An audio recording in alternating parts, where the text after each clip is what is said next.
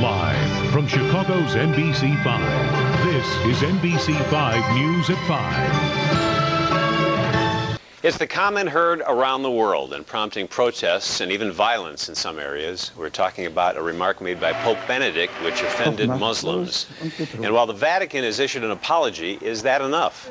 Tonight we hear what Chicagoans have to say. NBC 5's Phil Rogers here now with more on that. Phil? Mary and Bob, as you know, over the weekend, the Pope said he was deeply sorry over any hurt caused by comments, in which he quoted a centuries-old text characterizing some of the Prophet Muhammad's teachings as evil and inhuman. But the controversy hasn't gone away, and the discomfort extends beyond just the Muslim community. Even among Chicago Catholics, there was a feeling today that the Pope has created a problem he has yet to fully repair. The Pope had a point that he wanted to make, and I think that he used an ill-advised quote. I do think he should do more, and I think that he's a smart enough man that he could do more, and he should have done more to begin with. The epicenter of Chicago's Islamic community is here at the Mosque Foundation in suburban Bridgeview. 5,000 Muslims worship here every week, and there is continuing concern here about the Pope's remarks. We are sensitive to such comments, and we are worried if the Pope really means what he mentioned in the speech. But that said, Mosque President Mohammed Salul says violent demonstrations which have erupted worldwide amount to opportunism by splinter factions with agendas of their own.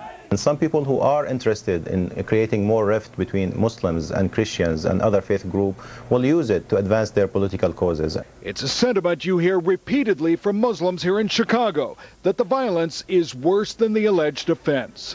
Absolutely. That is a larger insult against the spirit of Islam than any comments the Pope could ever make.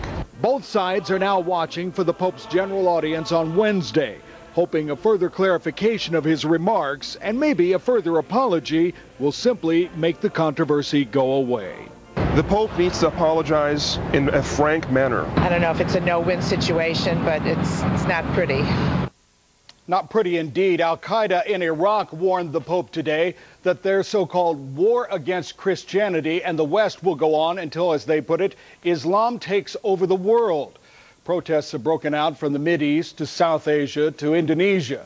Muslim leaders here in Chicago told us today they would like very much to meet with Cardinal George, who they like very much, to get a clarification of the Pope's remarks. You know, that can't be minimized. They really do like Cardinal George. He has really reached out to many communities. He meets with Muslim leaders very often. But of course, right now he is still recovering from his cancer surgery. Thank you, Phil. Thank you, Phil.